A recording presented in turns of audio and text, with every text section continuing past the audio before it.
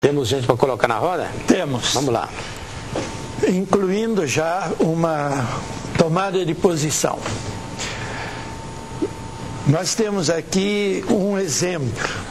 Existe a linguagem dos sinais no Brasil chamada Libras, Linguagem Brasileira de Sinais.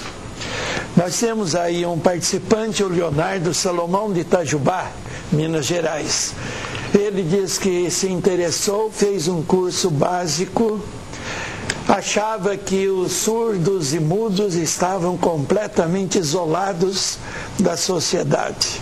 E acabou descobrindo que ele é que estava isolado, porque eles tinham uma capacidade de compreensão e de comunicação muito maior que a dele. Por outro lado, ele lembra, se existe essa linguagem, não é ainda uma linguagem universal, nem mesmo aqui no Brasil. Há muitas variantes de lugar para lugar.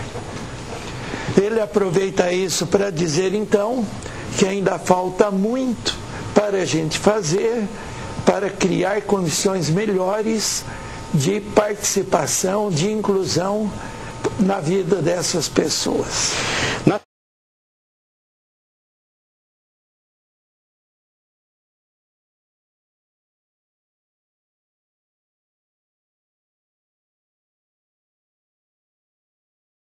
Bem, você queria voltar ao assunto, Flávia? Eu queria. Eu que queria pegar um gancho aqui, quando eu estava conversando.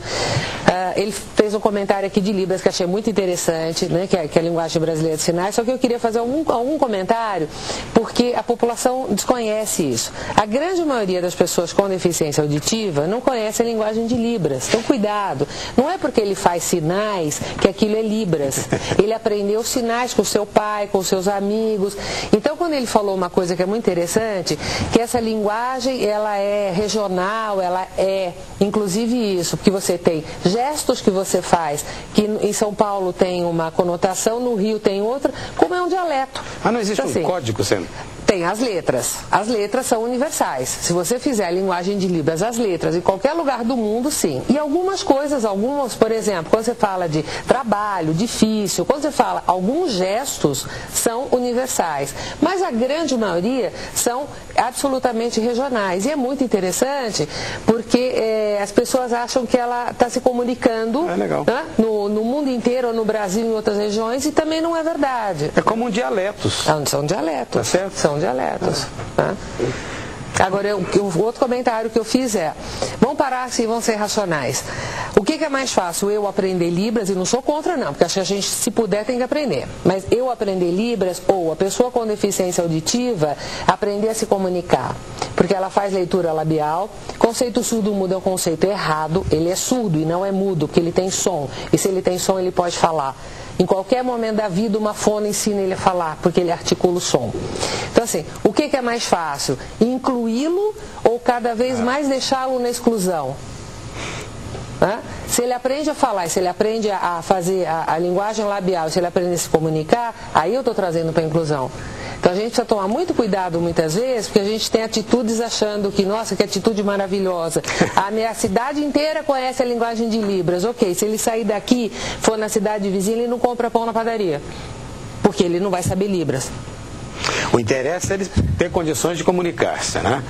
A gente tem que facilitar. Eu, assim, veja, não sou contra Libras. Por exemplo, para você alfabetizar uma pessoa com deficiência auditiva, atendimentos, por exemplo, um pronto-socorro, um hospital, tem que ter atendente que saiba a linguagem de Libras, porque se ele chegar passando mal sozinho, alguém tem que atender. Então, acho assim, existem situações que você precisa realmente, só que a gente não pode generalizar isso. Qual a relação entre uma deficiência e outra, a fala e o escutar?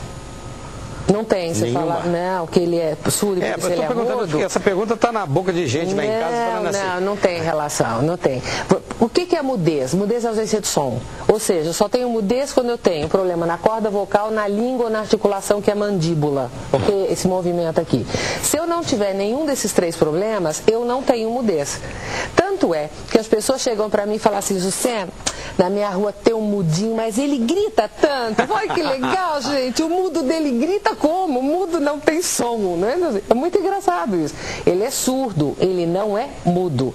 O fato dele ter aquele som gutural é porque ele não aprendeu a articular. E pode aprender em qualquer momento da vida. Uma fonoaudióloga ensina ele a falar. Viu que bom? Eu voltei ao assunto de propósito, né? Porque você falou de passagem, por causa disso. Há muita, me desculpa, entre aspas, ignorância a esse respeito, né? Porque são numerosos esses casos de pessoas que não conseguem falar. Mas aí, assim, falta informação até para eles, né? Porque muitos chegam até a gente sem saber que ele também pode falar. Né? Há muita, me desculpa, entre aspas, ignorância a esse respeito, né?